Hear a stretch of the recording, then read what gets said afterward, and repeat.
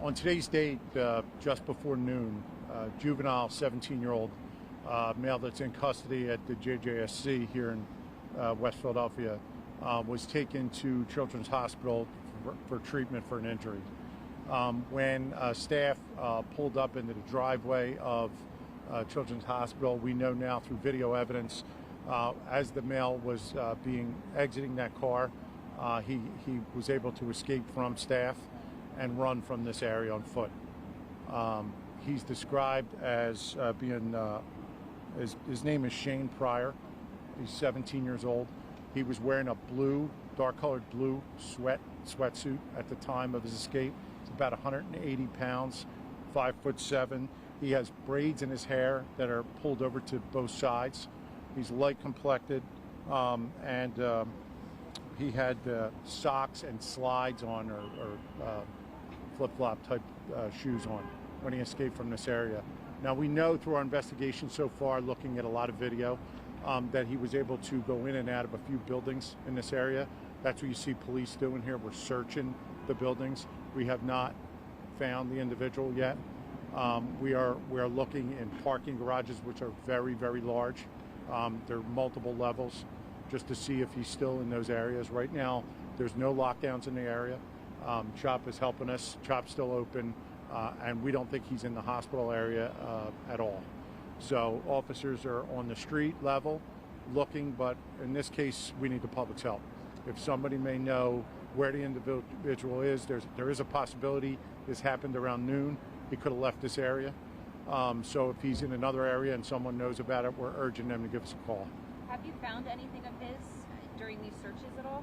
At this point, we have information from witnesses that he may have removed the sweatshirt and have a t-shirt, a blue t-shirt on. But at this point, that's only from witnesses. I don't believe we have the item. Is he from a certain neighborhood? Are you going to be kind of looking into that area? We are looking into that area. We have addresses for relatives we're checking. I'm not going to put that out at this point. But they are in different sections of the city. And why was he in custody? What was he charged with? The charge is from 2020. And it's a murder charge. I'm not going to get too deep into the case, but it's a murder charge from 2020. He's been in custody from that point, still awaiting trial, so it's an open case. Okay, this is a murder suspect. Should people be acting any differently in this area? Well, at this point, we'd just like to urge somebody to give us a call if he's seen. He obviously doesn't have anything with him at this point. We're just urging somebody to give us a call. He's been in custody since he was 14 years of age, so we're not sure if he's familiar with this area or not. So we're hoping that if somebody sees an individual walking without a coat, because he doesn't have one at this point, and a blue sweatsuit, they give us a call. What kind of injury did he sustain that brought him here? Something to a hand injury, but that's all I really know. When did he get the hand injury? I'm not sure about that. Any idea who was planning this? What's that? Any idea who was planning this?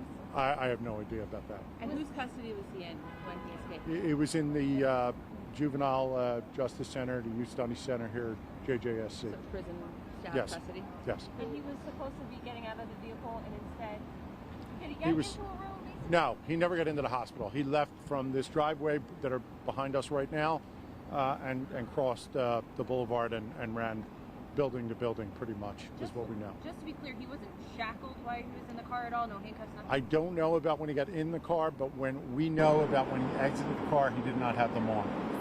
I don't know if he defeated them in the rear of the car or he was never shackled. That's still part of our investigation. Going into building to building, it's hard to get into these buildings. How was he getting? He walked right in the public entrance and walked through, spoke to people, and walked away. So he's looking to get out of the area, and we're trying to contain him. What do you say to asking for witnesses? directions? Yeah, asked him for a phone. You know what I mean? Whatever he could do to leave the area.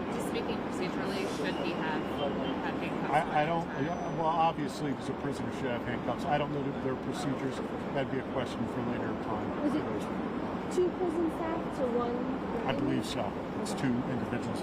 How wide is the radius that you guys should on the ground search right now? Well, I'm not going to get deep into. We're inside the buildings that we know he was last seen through video evidence. Like I said, there's an underground parking garage that goes down 5 levels. So we have K9 there, and we're going section to section. Right now, everything's going on. And did anyone allow him to use the phone that he was asking for? I'm not going to get into that at this point. The marshals are involved with this? The marshals are here. The homicide division's here. Penn Police are here. we're being assisted by just about everybody. And that garage restriction right now, is that closed to traffic at the moment? I think they're letting people out. They may not be letting people in. They're directing them to another garage. How secure right now? Advice for people traveling in this area with going from tonight? Now, there's intermittent closures because of police activity, but there's no safety we feel at this point to close anything down or shut things. But he's considered dangerous. Don't. Obviously, we don't want anybody to approach him. We'd rather him call 911 and let us know. Thank you. All right. Thank you so much. Appreciate it.